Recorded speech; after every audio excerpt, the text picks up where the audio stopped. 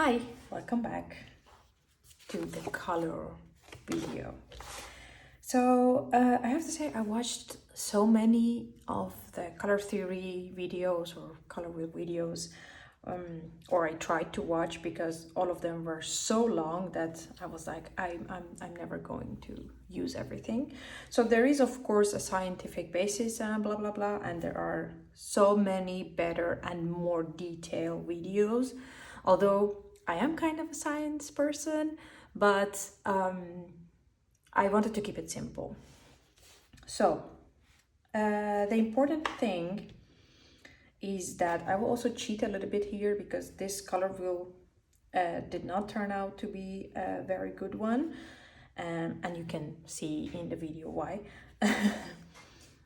So basically what you need to know about color is that in watercolor, what happens very often is that when you tend to use colors next to each other, or when you tend to use certain color for certain positions, for certain places in your painting, sometimes they turn muddy. And what does that mean? And what do we mean by muddy and everything? So I'm just gonna put this here because this is the correct version of the color that it should have been.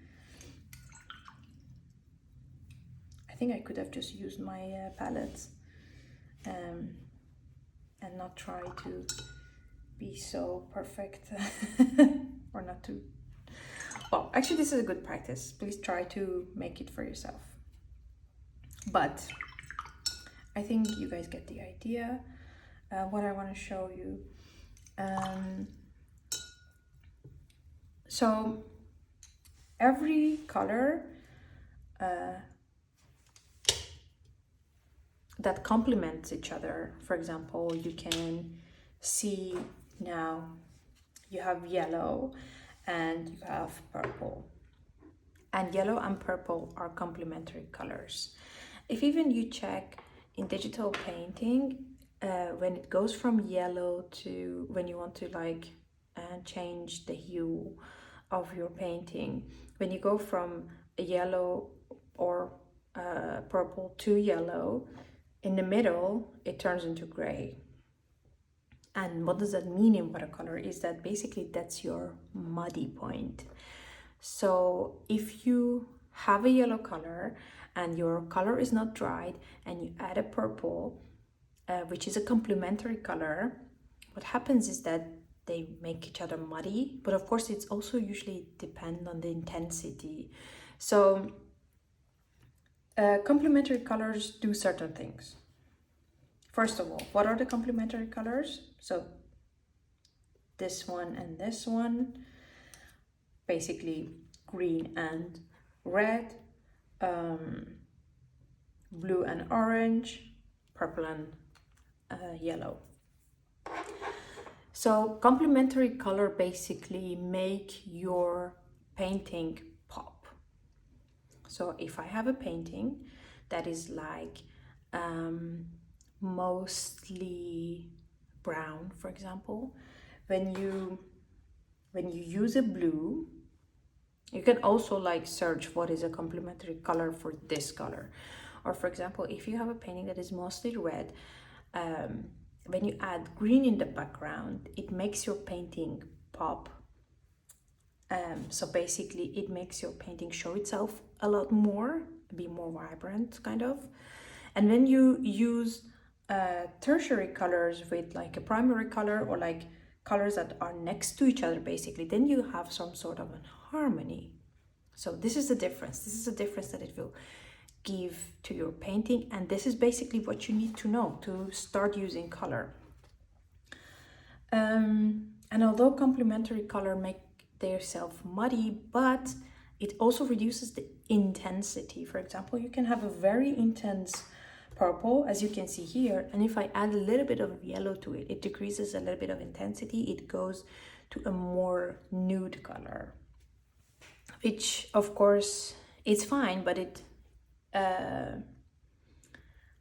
really depends what you want to do. So which color to use in your paintings? I think that's really the question for every artist. And as always, my recommendation is that you should try. But there's a way to make it easier in the beginning till you kind of get a hang of it. And I'm still also practicing, so it's not that I got a hang of it completely, but it all will get better from when you start. So don't be afraid to use color. Colors are amazing. So what can help you is get inspired, and that comes from the world around you. This is where, first of all, where your observation skills come in handy. So I have a video on how to improve your observation skills. You can watch that. So basically just look at the world around you, look at the pictures, and not when you're looking at the world around you, don't just see the shapes or the forms, but also the colors and the color combinations, like which colors come together, which are side by side, which can you see shows a very nice effect when they are sitting next to each other. Oh, do you like this combination or not? And maybe if even you won't be able to remember, you can take a photo or you can write in your notes or something. And for me, I basically usually get inspired by nature. And of course, in nature, you probably don't see many colors around you. So then if I want to use certain colors that I cannot really find a reference or a good reference in nature, I use photos, or maybe I use certain magazines, or for example, this is a national this is National Geographic magazine. So, for example, I don't think I will ever see polar bears, or at least not at this moment. But if you want to use that as your subject, you can buy these very interesting magazines and you can basically see them in their habitats. So you can use these photos and see, for example, look at this pink flowers, and look at the combination of everything here. You have blue, you have, well, cream whitish, and then you have a little bit of brown and green and pink. This color combination looks really amazing. You can basically use this color combination, and if you don't want to paint polar bears, that's fine. Use this color combination for any other painting, any other subject. You can look at people's clothes, you can look at buildings. So basically you can get inspired by everything. I think especially in the city, there are like so many lights and colors around. So you can, or fashion, I think fashion industry can get you inspired really good. Or yeah, astrology maybe. You can take a look at everything and try to find the best combinations that inspires you. If you're spending a lot of time on social media, maybe that's something that you can pay more attention to and try to get inspired by.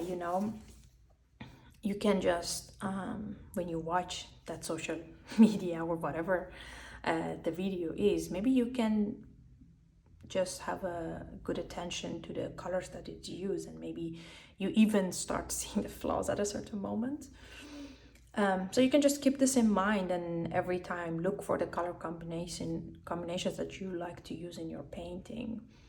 And although knowing color theory is very important and everything, and very helpful, especially in the beginning, still don't be afraid to break the rules and do certain combinations or certain things that you really enjoy.